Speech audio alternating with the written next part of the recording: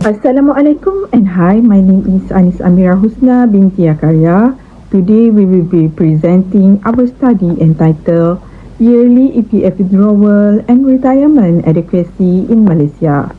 Retirement planning is essential to ensure individuals have sufficient financial resources to maintain their standard of living after retirement. In Malaysia, the Employee Provident Fund or EPF served as the primary retirement savings scheme for private sector employees. However, yearly EPF withdrawal scheme during the COVID-19 pandemic has raised concern about the long-term adequacy of retirement savings among Malaysians.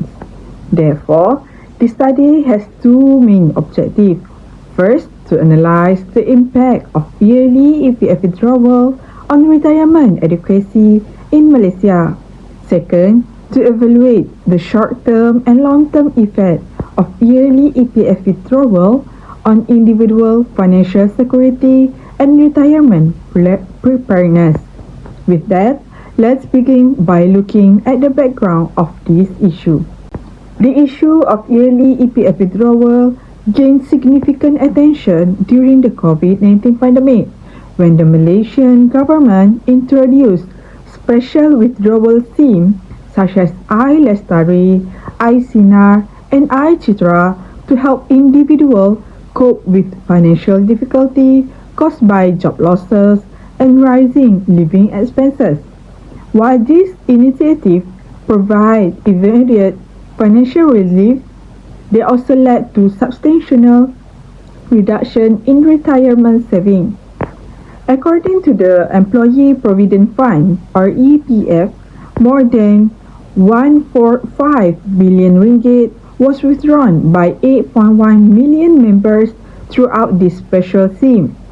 As a result, many Malaysians now face concern about retirement adequacy as lower EPF balance may not be sufficient to support their financial needs during retirement, especially with increasing the expectancy and rising inflation. I am Narina and I'm going to explain how early EPF withdrawals affect retirement adequacy through five main concepts. First is life cycle saving, where individuals are expected to save during their working years and use those savings after retirement. Second is retirement income adequacy, which refers to whether a person has enough resources to maintain a reasonable standard of living in old age. Third is inflation, because rising prices reduce the purchasing power of retirement savings. Fourth is saving behavior, as people may prioritize immediate financial needs over future security. Finally, early withdrawals increase several retirement risks, including the risk of outliving savings, higher healthcare costs, and difficulty rebuilding the amount withdrawn. Overall, these concepts show that early EPF withdrawals may provide short-term financial relief, but they can weaken long-term retirement security when members do not have a clear plan to replace the withdrawn savings. Retirement income adequacy means having enough savings and other resources to support a reasonable standard of living throughout retirement. Under EPF's retirement income adequacy framework, the basic saving target is 390,000 ringgit. The adequate savings target is 650,000 ringgit, and the enhanced saving target is 1.3 million ringgit. The adequate savings level is based on estimated monthly expenditure of 2,690 over 240 months, or approximately 20 years of retirement. However, retirement adequacy is also affected by inflation. Malaysia recorded annual inflation of 1.4% in 2025. Inflation reduces the real value of money, meaning the same amount of savings will purchase fewer goods and services in the future. Early EPF withdrawals therefore creates a double burden. Members have a smaller retirement balance while future living, housing, and healthcare costs may continue to increase. This makes it more difficult to achieve the required savings target. Saving behavior helps explain why members may withdraw EPF funds even when they understand the long-term consequences. Present bias causes people to give greater importance to immediate needs, such as debt, education, or household expenses, than to future retirement security. Early withdrawal provides quick financial relief, but the real financial cost only becomes visible later through a small retirement balance. EPF 3 account structure helps separate long-term retirement savings from short-term financial needs. However, account flexible should be treated as emergency savings rather than additional spending money. Early withdrawal also increased several retirement risks. This includes longevity risk, inflation risk, healthcare risk, loss of investment returns, and the risk of being unable to rebuild the withdrawn amount. Malaysians reaching age 60 in 2025 are expected to live another 18.8 years for males and 21.6 years for females. Therefore, retirement savings must be sufficient to last for many years. For the real-world cases, we refer to the documented case of Ghazali Jamil reported by the Malaysian Reserve. Ghazali was a private sector EPF contributor who experienced forced early retirement after suffering a severe stroke in 2018, which affected his ability to continue working. Due to his health condition, he lost his stable source of income and faced financial pressure while still having family responsibilities. During this period, he relied on alternative income sources, but the COVID-19 pandemic further affected his earning. After receiving approval for a Pekeso invalidity pension, he was able to access his EPF saving to manage his financial commitments, including settling debts and supporting his family's needs. However, Ghazali also acknowledged that early access to EPF saving could affect his future financial security. This case showed the challenge between using retirement saving for immediate survival and maintaining sufficient fund for retirement in the future. Hi and Assalamualaikum, my name is Nurwazini binti Ibrahim. So now I will continue with the impact analysis. In the short term, early withdrawal provides urgent relief for contributor facing sudden loss of income for Ghazali. This means settling debt and funding his family's education. Nationalist schemes like iLestari, iSinar and iCitra acted as a stand-in emergency fund during the pandemic, preventing loan default. But easy access creates moral hazard. Contributor may skip building separate emergency savings, borrowing relief against their own long-term resilience. In the long term, retirement can last 20 years or more. Ghazali early withdrawal removed his ability to rebuild through contribution or compounding. He now depends on his Pekeso pension and family support. Mirrors the national pattern, adding pressure in healthcare, welfare spending, and family caregiving as Malaysia ages. So now let's move with the group most affected. Private sector workers are among the most exposed because EPF is their sole form of retirement mechanism, unlike civil servants who receive a monthly government pension.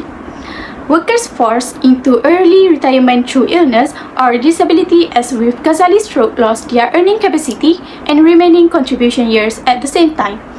Low-income and gig workers, such as Ghazali's work as an e-hailing driver, find it extremely difficult to rebuild savings once withdrawn.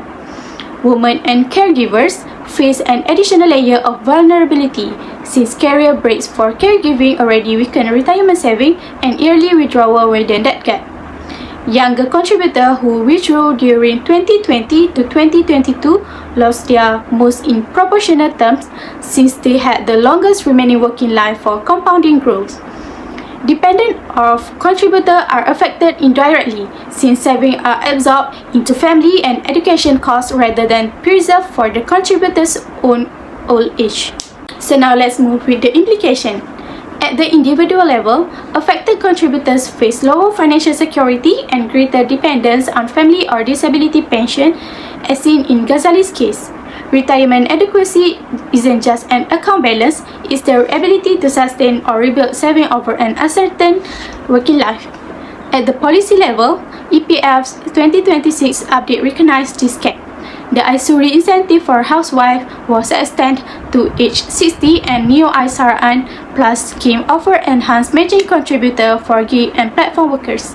This suggests retirement adequacy needs continued targets reform from a single crisis period response. Now we talk about recommendation.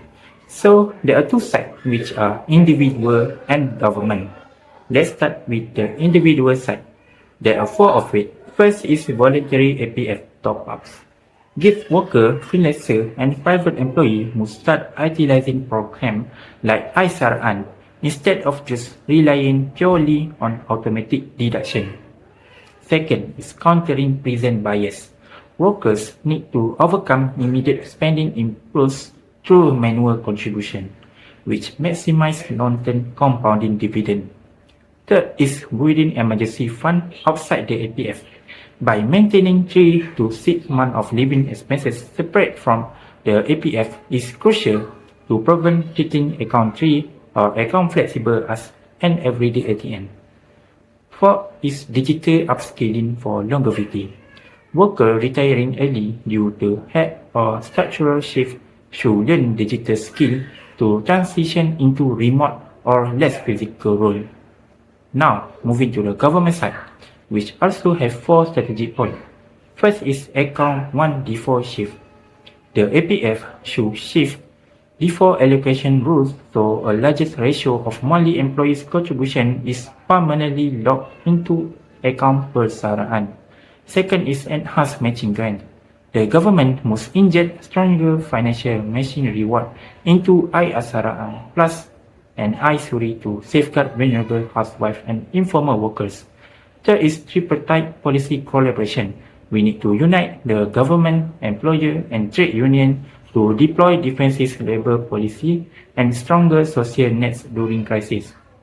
Fourth and finally, employer contribution boost. We recommend introducing temporary 1% to 2% corporate APF contribution bump past crisis to help worker recover lost fund and march toward the RM 390,000 national target. That's all for me. Thank you. So to conclude, our study shows that early EPF withdrawals with short-term relief, especially during crises like COVID-19, but it seriously hurt people's retirement adequacy in the long run. Using concepts like the life cycle hypothesis and prevent bias, we can see why people withdraw even when they know it will cost them later. Our case study on Ghazali Jamil proved this. His early withdrawal solved his immediate problems but left him with less for his future, and this mirrors the national issue where only 38.3% of EPF contributors have hit the 390,000 basic saving target.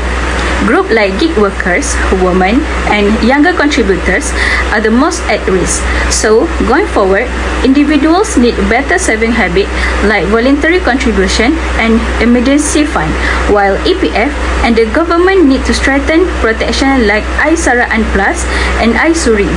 At the end of the day, retirement adequacy is not about how much is in your account, but how well we protect it for the future. Thank you.